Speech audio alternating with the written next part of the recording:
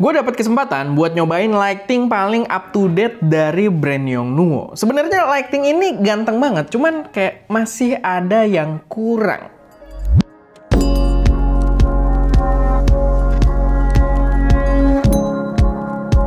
Halo semuanya, selamat datang di channel SM Media dengan gue Erwin, dan pada video kali ini gue pengen bahas lighting dari Yongnuo di jajaran YN-Lux 100 mereka. Lebih spesifik, yang ada di samping gue ini adalah yang YN-Lux 100 RGB.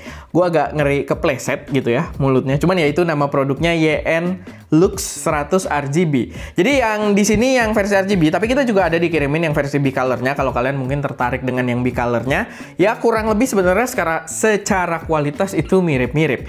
Buat harga sendiri, yang versi RGB ini dijual dengan harga 223 US dollar, atau kalau kita konversiin aja sekarang itu di 3,6 juta rupiah, atau yang versi bicolornya itu dijual dengan harga 167 US dollar, atau kalau kita konversiin aja itu sekitar 2,7 juta rupiah. Jadi dengan harga tersebut sebenarnya lighting ini bukan pilihan murah juga kayak Yongnuo di kepala kita gitu yang selama ini kita kenal. Lalu kalau gua lihat dari website pertama kali sebelum dikirimin, gua kan ditawarin juga, gua lihat dari websitenya itu sebenarnya racun banget. Kalian bisa lihat juga dari b-roll kita, bentuknya itu modern, keren, nggak kayak Yongnuo yang kesannya itu murahan gitu ya. Sedangkan di sini udah terlihat lebih cakep, lebih modern, dan ketika barangnya datang, sayangnya impression gua megang produknya itu rasanya masih Yongnuo banget gitu ya. Setelah gua pencet-pencet tombolnya, gua cobain untuk operasiin beberapa dari segi desainnya sendiri, itu masih terasa seperti Yongnuo. Bahkan sebenarnya ini kalau kita lihat dari satu sisi terlihat keren banget. Ini gua puter aja kayak gini, tampangnya tuh nggak menarik gitu. Jadi kelihatan Yongnuo-nya lagi. Balik lagi ya, itu mungkin preferensi. Harusnya nggak preferensi juga sih, karena ya overall quality-nya sebenarnya masih bisa dibilang agak kurang. Walaupun sebenarnya packaging-nya dan product presentation-nya sendiri itu cakep dari pertama datang, karena ini versi yang full kit gitu ya. Yang full kit ini bahkan kita dapat beberapa aksesoris sama koper gitu. Jadi dari kedua lighting-nya, yang versi bicolor dan yang RGB ini kita dapat koper juga gitu. Cuman ya dengan harga tersebut menurut gua nggak masih nggak memberikan value yang menyesuaikan juga dengan harganya gitu ya ketika nyobain si lightingnya sendiri. Lalu perlu di note juga, sebenarnya kalau kalian lihat dari websitenya Yongnuo langsung di globalnya gitu ya, karena dia memang untuk sekarang yang gue lihat belum ada yang benar-benar jual di Indonesia secara resmi juga. Tapi kalau kita lihat di website globalnya, dia juga punya opsi yang lebih murah dari tiap tipenya, itu yang dapat lightingnya doang. Itu yang sebenarnya sih langkah yang gue kurang suka sama Yongnuo dari zaman dulu gitu ya. Dari zaman gue baru mulai belajar kamera, Yongnuo itu adalah pilihan yang banyak banget kita bisa cari di pasar baru gitu kan. Cuman dia tuh bisa dibeli lightingnya tanpa baterai, tanpa adapter gitu. Menurut gue gini, minimal adapter lah gitu. Mungkin tanpa baterai nggak masalah, kita harus beli baterainya lagi terpisah, baterai NPF.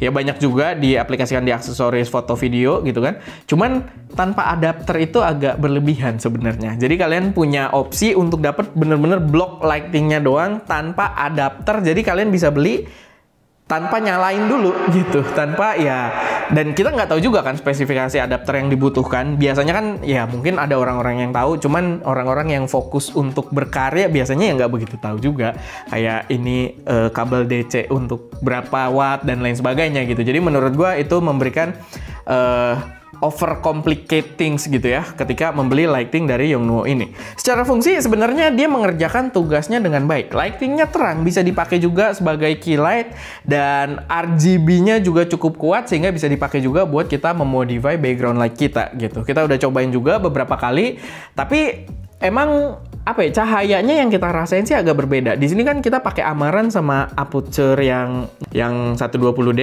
Itu ketika kita pakai ini jadi salah satu lightingnya, jadi kayak feel light gitu yang agak kuat juga. Kita sih merasakan ada perbedaan warna yang agak susah buat dideketin gitu ya. Sebenarnya kan ini bicolor, kita bisa mainin temperaturnya, tapi kayak kita mainin temperaturnya pun kayak ada color shifting yang kita nggak bisa deketin warnanya gitu. Tapi mungkin wajar karena dia LED-nya bisa untuk RGB juga gitu, tidak fokus untuk bicolor doang. Dan emang kalau kita lihat dari spesifikasi sendiri, sebenarnya CRI ratingnya juga nggak terlalu tinggi tinggi di 96 plus. Tapi itu sebenarnya ya cukup lah kalau kalian sebagai content creator aja, menurut gue sangat cukup buat kalian produksi. Tapi kalau kalian yang udah di ranah profesional dan butuh banget akurasi, ya pastinya itu jadi turn down yang agak besar juga gitu di dalam pertimbangan kalian. Buat nyalainnya kayak yang kalian lihat di sini ya. Jadi dia ada adapter, kabelnya colok ke sini, dan ada pakai handle ini juga karena dia didesain itu biar bisa handheld penggunaannya. Ada handle di sini juga yang bisa kalian pasangin baterai NPF. Ada dua di sini, ada 2 slot baterai NPF, dan kalian bisa operasikan si lightingnya ini secara handheld, secara langsung di tangan kalian. Cuman gini, ada satu mekanisme yang sebenarnya sepele tapi ternyata sangat annoying di dalam lingkup produksi kita.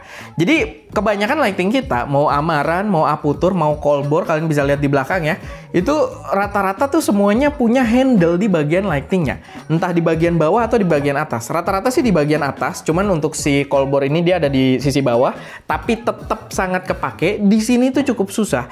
Yang kita rasain, pertama locking mechanism di lehernya ini juga nggak begitu enak gitu ya. Locking mechanismnya nggak begitu bagus. Sama begitu kita udah pakai modifier. Modifiernya sebenarnya dia proper, dia udah pakai bowen juga, nggak pakai mounting sendiri. Tapi pas kita pakai modifier itu kan berat depan gitu ya.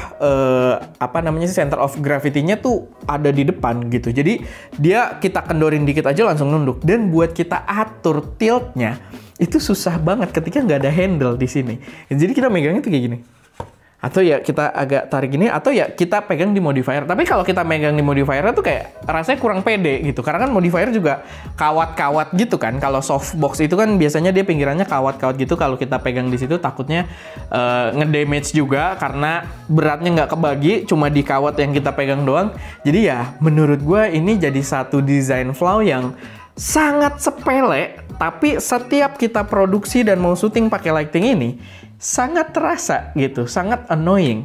Jadi ya menurut gue itu bisa jadi salah satu pertimbangan juga. Sebenarnya sih secara desain kalau untuk fungsi ya dia juga udah ada kipasnya juga di sini untuk penggunaan lama, tahan cukup lama. Cuman ya tadi setiap kita mau pakai untuk pengaturan tiltnya aja ternyata cukup memberatkan dibandingkan lighting-lighting yang biasa kita pakai gitu. Jadi dari brand-brand lain pun rata-rata itu ada handle di belakang dan menurut gua itu sangat ngebantu. Lalu yang banyak diterapkan juga di lighting-lighting jajaran kelas dia, itu dia udah mensupport penggunaan aplikasi, wireless menggunakan aplikasi. Tapi yang kita rasain kalau pakai aplikasinya itu ya sebenarnya aplikasinya enak-enak aja ya. Buat ngatur juga oke-oke aja, nggak delay gimana-gimana.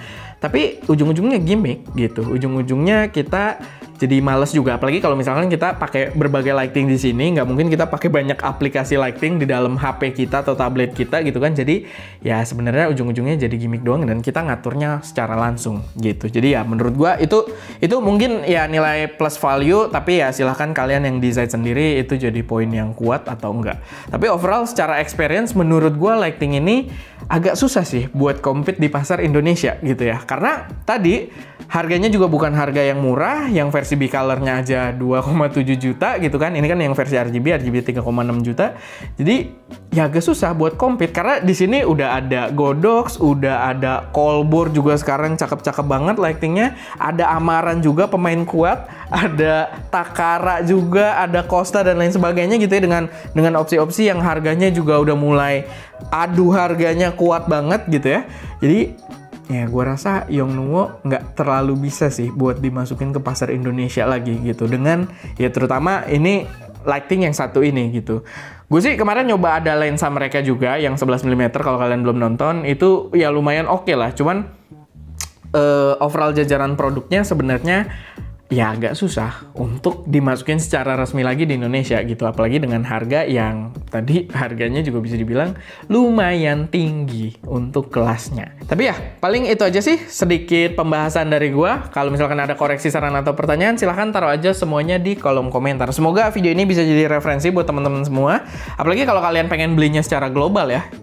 Biasanya kan ya kalian Yongnuo nggak dijual di Indonesia nih. Wah ada secara global. Biasanya ya kalau kalian bisa dapat murah itu oke gitu. Tapi sekarang kalau kalian beli dari global pun justru kalian belum ngurus perpajak-pajakannya dari harga standarnya aja menurut gue itu udah lumayan pricey, jadi ya gue tidak bisa merekomendasikannya buat kalian. Mendingan yang ya udah ada aja di Indonesia gitu, buat kalau misalkan ada apa-apa juga ngeklaim garansinya jauh lebih gampang.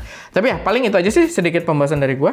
Balik lagi, semoga bisa jadi referensi. Kalau ada koreksi, saran, atau pertanyaan, taruh aja semuanya di kolom komentar. Itu aja, gue Erwin, di belakang kamera Deska, dan jangan lupa untuk berkarya.